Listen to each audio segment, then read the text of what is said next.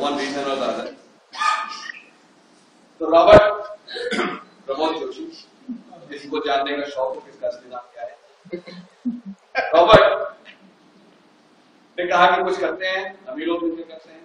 तो रॉबर्ट ने लिखा और हम आज यहाँ हैं। आज की भी शुरुआत थोड़ी सी ऐसी होती है कि द लाइट्स है कुछ, लेकिन प्लीज आपका प्यार हमारे साथ रखिए, हमारा और एक छोटी सी प्रश्न।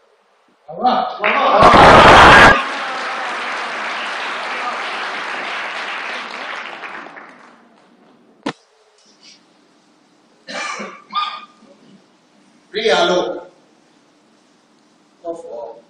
माफ करना माटो, काफी अरसा गुजर गया पत्र लिखे, पर आज जब सोचा कि पत्र लिखूं तो दोस्त तुम्हारा ही ख्याल मन में आया।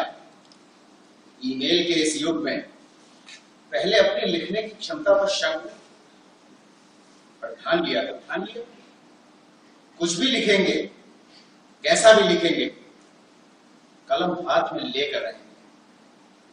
इसी जद्दोजहद से उभरने के बाद एक और दुविधा की हाल, तब ख्याल आया कि हमारे सन 85 से लेकर के 89 तक के किस्से रुड़की विश्वविद्यालय में बताए गए 4 साल अपने आप की पुस्तक बनने का माता रखते।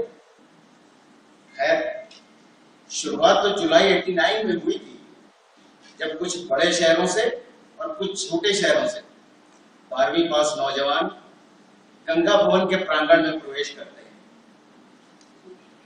बड़े शहरों वाले फोकी, छोटे शहरों वाले हम तो साले खुर कैटेगरी के। आया जब टाइगर में किस्सा झटक लेते थे, तारा हिले छपरा हिले पे भी कमर हिलाना। भैया हमने तो बहुत लिख दिया और हाथ अब और न साथ देने की ताकीद कर रहे हैं। उम्मीद करता हूं तुमने भी कुछ लिखने की इच्छा जोर मारेगी। पत्र का इंतजार करूंगा, किससे कहानियां आगे बढ़ाऊंगा। तुम्हारा दोस्त प्रिय प्रमोद। हटाओ यार, रॉबर्ट ही सही रहेगा। सच में पत्र मिलने पर अत्यंत हर्ष हुआ। डाकिये का चेहरा देखे तो बरसों बीत गए। कल जब तुम्हारा पत्र मिला तो पता चला कि डाक खाने अभी भी जिंदा है। तुम्हारे पत्र को पढ़कर और तुम्हारी लिखने की ललक को देखकर पहले तो लगा कि रॉबर्ट कर क्या रहा है। ईमेल, फेसबुक और व्हाट्सएप के इस युग में हाथ से लिखा पत्र, पर जब तुमने हमारे 4 सालों वाले बिताए लम्हात का जिक्र छेड़ा तो सोचा ना क्यों ना हम भी कुछ यादों के पन्नों को खोले दें और पत्रों में लिखा। रॉबर्ट, तुम्हें याद है कि तुम लाइफ में थे और वो नाटक के अंतिम शो के बाद सबकी नकल उतारी और वहीं से तुम्हारी अपने की शुरुआत जो हुई, वो चक्कू ने तुम्हें एक पागल का छोटा सा संवाद नहीं तो 90 से काट दिया। क्या चीखे थे? और उस चीख ने तुम्हें लाइट से सीधे स्टेज पर जाति पूजो शादी का बवना बना के छोड़ दिया। खैर, ये तो रही नाटक नौटंकी की सीरियस बात, पर वो रिहर्सल के दौरान ब्रेक में ऐश्वर्य के साथ दौड़कर प्रेमदूत जाना और कौवा मारकर वापस सिविल लौटना, राम तेरी गंगा में लिंक मंदाकिनी, 1 2 3 4 5 6 7 8 9 10 11 तेजाब की बोली पोलारिस का मराठी डांस और खैर मेरे यार किस्से तो बहुत है और अगले पत्र में उन किस्सों को आगे बढ़ा मैं भी और याद करता हूं। पत्रों का आदान प्रदान बंद नहीं होना चाहिए। तेरे पत्र का बेसब्री से इंतजार कर तुम्हारा दोस्त। प्रिय माटो, तुम्हारा पत्र मिलने से यादों के झरोखों के 25 वर्ष पहले के दृश्य यथावत प्रकट हो गए। चलो अब किस्सों का दौर चला है तो अपने दिमाग पर जोर डालता हूं और पत्र के माध्यम से तुम तक पहुंचाता हूं। अपनी और अपने क्लास ऑफ 89 के साथियों की रैगिंग के बारे में सोचता हूं तो अपना थॉमसोनियन सलाम या खुदा वाली थॉमसोनियन नमाज, 5 या 10 के सिक्के से खेला जाने वाला फुदा फुदी का गेम, रमैया बस्ता भैया ये गाना था, और आओ बच्चों तुम्हें दिखाएं कि रुकियाना वर्जन वगैरह वगैरह खूब जोर मारकर अपनी प्रेजेंस दर्ज कराते हैं। अरे हाँ, तुम्हें याद है कैसे ईएस क्लब में बिलियर्ड्स टेबल की बुकिंग करवाते थे, और कहीं भी हो चाहे एग्जाम ही सही, बुकिंग के समय पर बिलियर्ड्स रूम पहुंच ही जाते थे। आजकल की जनरेशन का पता नहीं, ये लोग तो वर्चुअल वर्ल्ड में खेलते हैं और लैपटॉप और टैबलेट इनके मित्र हैं। माटो, तुम्हें याद होगा लेक्चर्स बंक कर यूसी के चाय समोसों का स्वाद, यूनिवर्सिटी बेकरी की पाइनएप्पल पेस्ट्री, और आईसी on the cake used to be Bhatia ji का बनाम और बनाना शेक। वाह वाह, मुंह में पानी आ गया। इससे कहानियां तो कम नहीं है, पर दिमाग पर बहुत जोर नहीं डालना चाहता। खैर, कुछ वक्त बाद और याद आएगा तो लिखूंगा। तुम्हें भी कुछ याद आए तो जरूर लिखना और भेजना। यादों का झरोखा भूतकाल को दिखलाता है, रोटी की यादें हो तो भविष्य कहाँ नजर आता है। प्रिय रावण,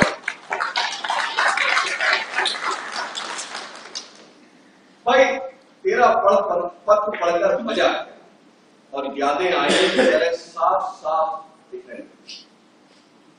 हमने बहुत कुछ लिखा पर अपने परिवार के बारे में कहीं जिक्र नहीं किया। खैर, मैं एक अदर पत्नी का पति और हम दोनों 3 बच्चों के प्राउड पेरेंट्स। हंसना मत, परिवार नियोजन की हमने जो पैंट बनाई है, लेकिन कैपेसिटी खैर, तुम भी अगले पत्र में अपने परिवार के बारे में लिखना। रुड़की के किस्से अंतहीन, कुछ अनोखे और विचित्र शब्दों का मतलब हमें यही पता चला। चाहो, कदर, औसत, PHMD, KLPD वगैरह। मुझे याद है एक मोटर हुआ था पोलारिस, उसका जहां अक्सर वहीं पर अक्सर आफ्टर जॉब पार्टीज हुआ करती। पोलारिस के लॉन में वो बाराती डांस किया करते, और एक बार किसी बवाल में वहां की खिड़कियों के कांचों को हम लोगों के गुस्से का शिकार बना दिया। केटी और सरोजिनी इस पत्र के माध्यम से बयान नहीं कर सकते, ऑफिशियल रिकॉर्ड हो गया। कभी भगवान ने कहा तो मिल के बैठेंगे, अब इस पर चर्चा करेंगे। यह चैप्टर यहीं पर समाप्त करता हूं। पर रॉबर्ट भाई, वो रवि भाटिया का यूएस ड्यूटी का ड्यूटी प्रेम, जेबी का सेक्सुअल, बटुक के किस्से, बटरफ्लाई, जिनसे पूछा गया कि EMC टावर के ऊपर से अगर 2 बॉल गिराई जाए, एक हो आयरन की और दूसरी हो कार्बन की, which are exactly in the same size, same way, कौन सी पहले पहुंचे? तो पटुक ने कहा आयरन। पूछा गया भाई क्यों? पूरा आयरन का एटॉमिक वेट था।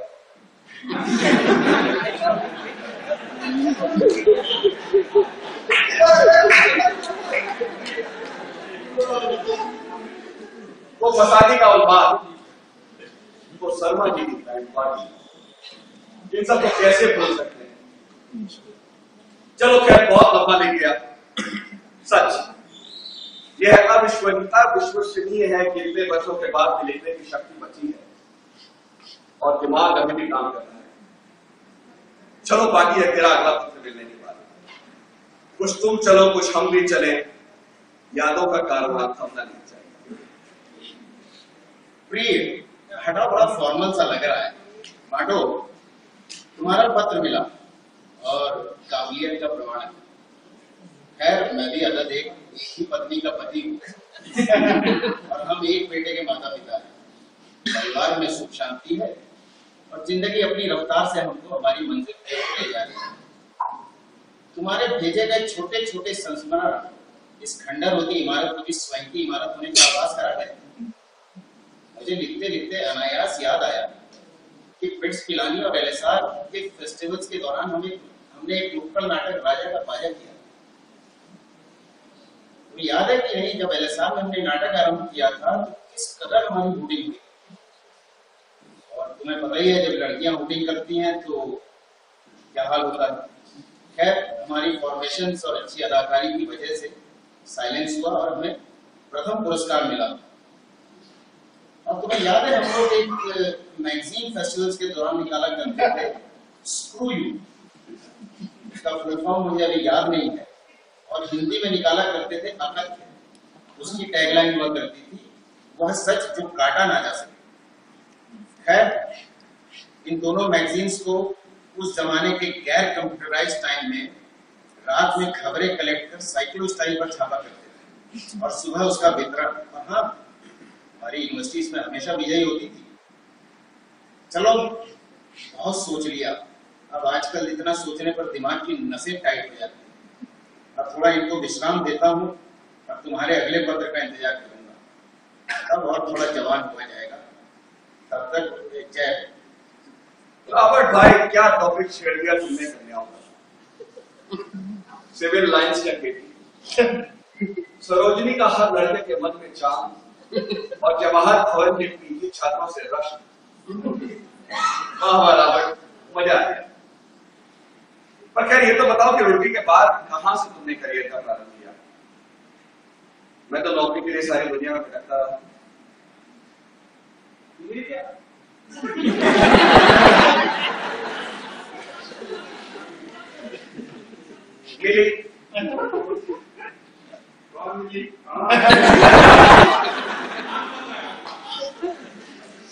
रात को होमो वाटर ब्रेक क्या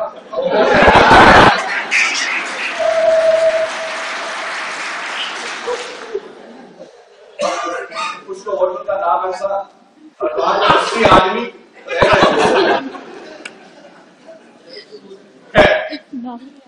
बीच में कुछ समय हिंदुस्तान की सरजमीन पर जब तुमसे मुलाकात हुई।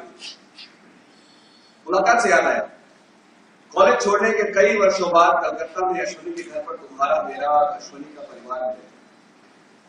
अनुज मित्तल भी आया। क्या पल थे वो जब अश्विनी की बालकनी में बैठकर सुरा रसपान किया।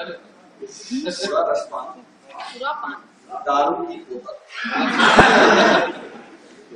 और पुरानी यादों को पुनर्जीवित। वो रुड़की टाकीज में तेजाब लगी थी, तब न जाने कितनी बार हम और हमारे बैचमेट से जाकर 1, 2, 3 का टुकड़ा देखा। टिकट लेकर पिक्चर एक बार देखी, बाकी गाना तो हम मुफ्त में देखा। बाद में तो टॉकी वाला भी गाने के लिए दरवाजा खोल दिया करता।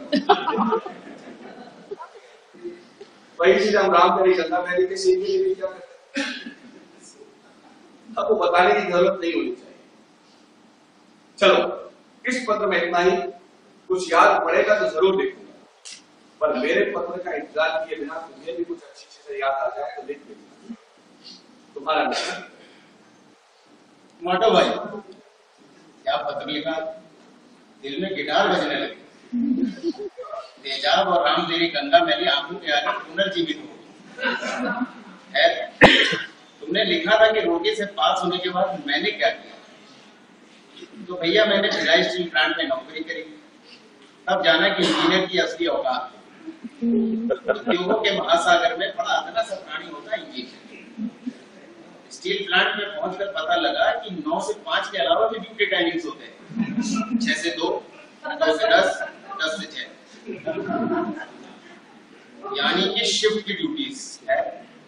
मरता क्या न करता, करी नौकरी।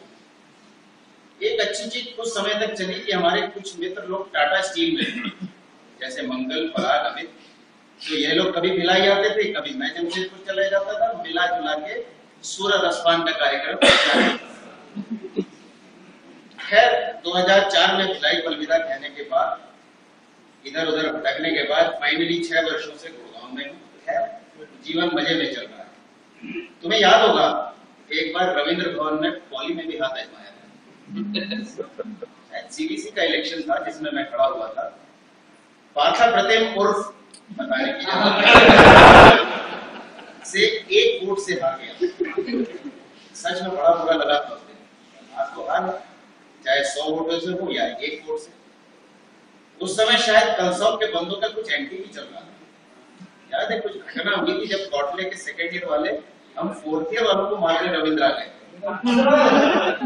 फिर कॉटले जाकर सेकेंड ईयर वालों की दोबारा जो क्लास ली थी, बड़ी भसड़ मचाई थी 4 साल में। चलो बहुत हुआ। More on receiving your next letter, यानी अगले पत्र के बाद तुम्हारा दोस्त। रॉबर्ट भाई, इससे कहानियां तो बहुत गहरी है। अब बताओ लाइफ कैसे चल रही है? बाल सफेद हो गए और उनको रंग कर अग्रेसिव बुढ़ापे को ठेगा निकाला। तुमने लिखा था कि तुम्हारा एक बेटा है, वो क्या कर रहा है? उसको कहीं अपनी तरह इंजीनियरिंग के दफ्तर में तो नहीं लगे?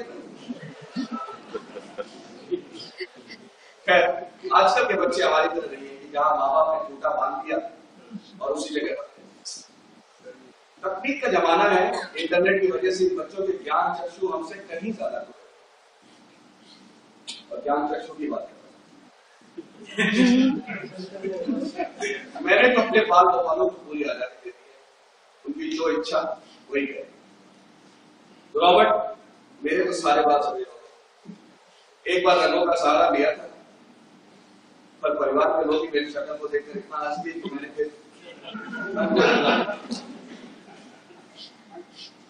अब धीरे धीरे जिंदगी को आगे बढ़ा रहे हैं और बच्चों के भविष्य के साथ अपने योजनाओं को देने की जद्दोजहद में लगे।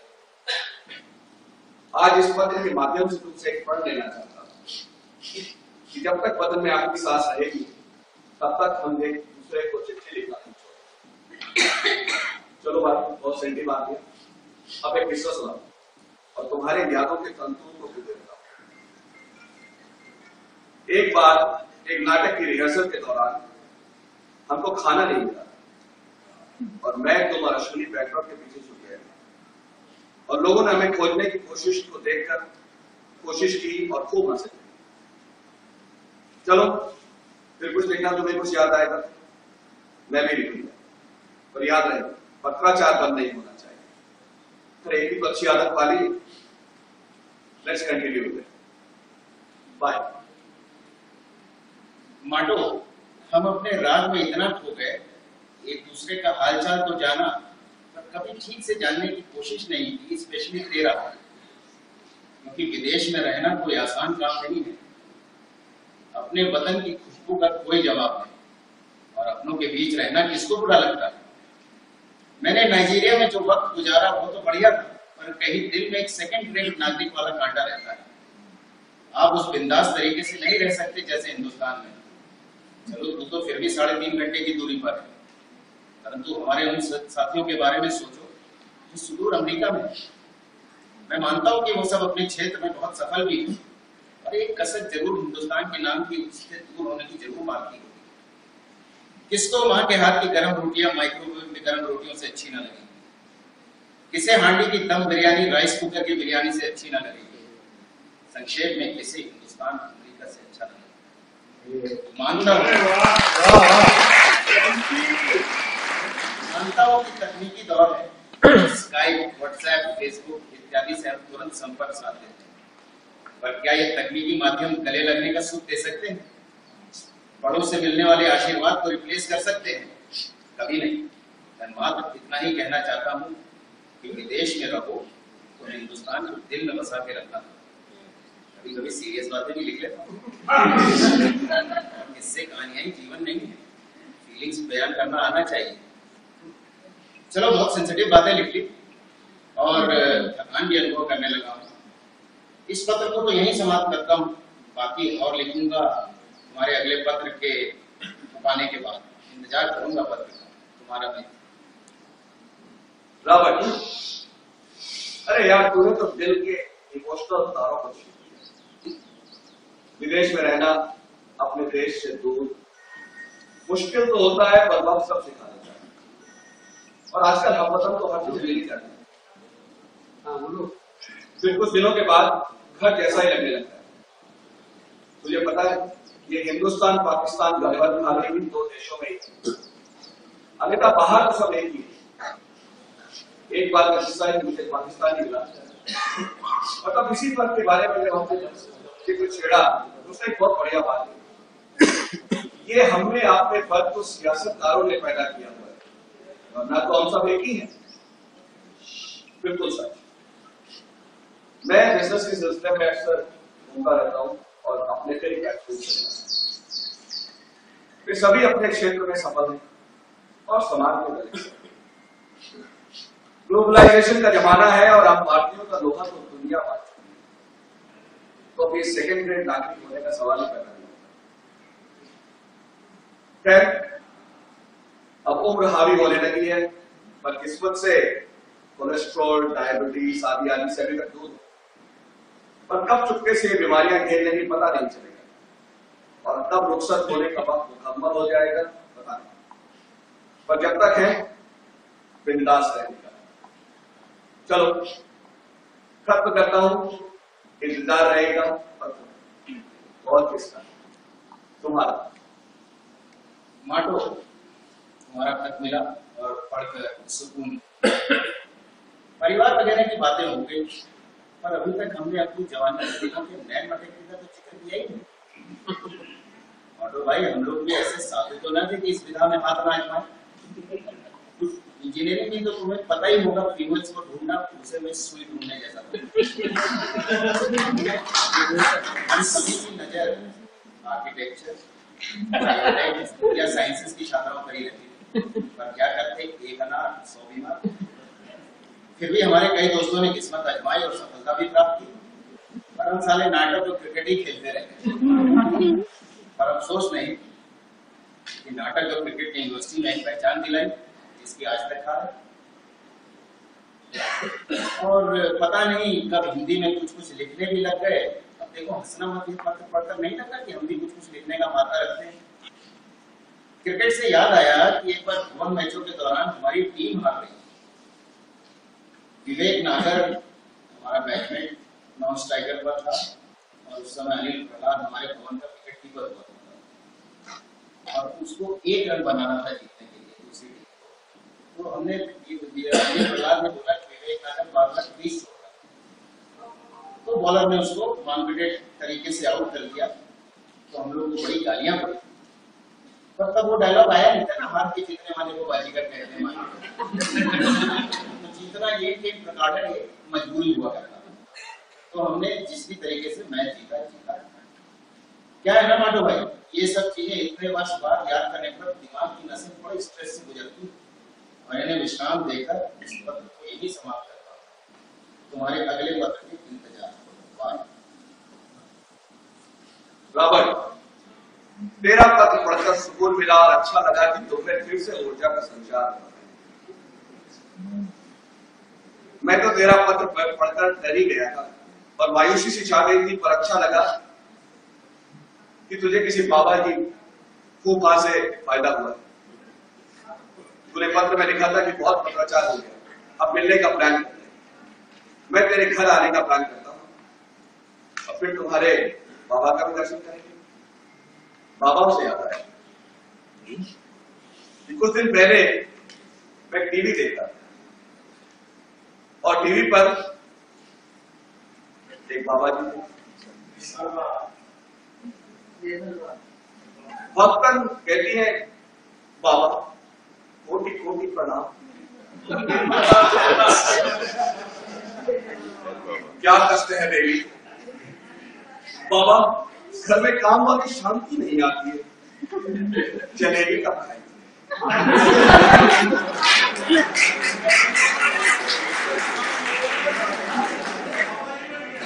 पिछले रविवार किसी को खिलाई थी? जी नहीं बाबा जी, मेट्रो स्टेशन की सड़क पर खड़े किसी कुत्ते को खिला दो, शांति की कृपा आने लग जाए। यार ऐसे बाबाओं को देखता हूं तो मेरे मन में भी आता है कि मैं चीनी बाबा बन जाऊं। चलो मैं तुमसे मिलने का प्लान बनाता हूं और तुम्हें सूचित करता हूं, फिर मिलेंगे। मानो पत्रों का सिलसिला चलते चलते काफी वक्त गुजर गया। अब तो याद भी नहीं पड़ता कि कितने वर्षों से हम एक दूसरे को लिख रहे हैं। अब तो घर में एक बूढ़ा एक भैया हम दोनों ही रह गए, आपस में लड़ते हैं, हंसते हैं, हंसते हैं और एक दूसरे को दवाइयों के समय याद दिलाते रहते हैं। बच्चे अपनी अपनी जिंदगी में मस्त हैं। कभी कभी त्योहारों में आते हैं तो घर में रौनक आती है, अन्यथा तो टीवी की आवाज ही चीर पाती है सन्नाटे को। यार अब तो कभी कभी सेहत भी रूठना सा शुरू कर रही है। कई बार लगता है कहीं मैं तुमको आखिरी पत्र तो नहीं लिख रहा हूँ, और लगता है नहीं अभी लिखेंगे, और फिर वाला बुढ़ापा भाव आने लग गया। पत्र लिखने में तकलीफ होने लगी है और इससे सोचने थोड़ा सा तकलीफ दे रही है। चलो आज तक जितना भी पत्राचार हुआ काफी पुरानी यादों को याद किया और कोशिश करी कि ये कड़ी न टूटे। भाई कड़ी अगर टूट भी गई तो एडवांस मांग डर है तो अगला लिखेंगे, नहीं तो इसी को हमारा आखिरी सलाम समझ कबूल करना। तुम्हारा दोस्त। बराबर है बेटा, तुम्हारा पत्र मिला और मैं तुम जैसे बिंदास आदमी के मुंह से ऐसा निराशावादी पत्र पढ़कर बिल्कुल ही दुखी हूं। एक झटका सा लगा। अरे भाई जिंदा दिली से रहो तो लाइफ पर तो अपना बस है नहीं, देने वाला तो एक राम है, तुम लेते रहो। ये बंदा बोल देंगे। वैसे भी हम तुमसे मिलने का प्लान कर ही रहे हैं। अरे यार बैठेंगे और मिल बैठेंगे तो कुछ इस बार ढंग की दारू पर, स्कॉच स्कॉच पर इतने वर्षों के बाद हम थोड़ा तो इंप्रूव हो ही जाए। तो इन निराशा वाली बातों से ऊपर उठो और जीवन को एंजॉय करो और मस्त मिलते हैं। माटो पिछला पत्र वैसे थोड़ा ज्यादा सेंटी हो गया था, पर यार वो फूफा वाले के बाबा के बाद फिर से स्फूर्ति सी आ गई। असल में मेरे एक मित्र ने उनका जिक्र किया था। सारी हड्डियों में फिर से जान आ गई और आंखों की धूमिल होती रोशनी फिर तेज हो गई। सच में बाबा की फूफा जो ने बड़ा ऊर्जा का संचार किया। अरे बुढ़े तू भी आजा बाबे की शरण में, बहुत सही है। लौकी का जूस, आंवले की कैंडी, च्यवनप्राश, साबुन, तेल, मंजन, आटा, चावल, मसाला सब भाभी बनाता है। हाँ, कंफ्यूज मत होना। ये हरिद्वारी बाबा के अलावा एक निर्मल वाला बाबा भी है जो खाली कृपा ही बरसाता है। उसकी कार्यशैली बताता हूँ।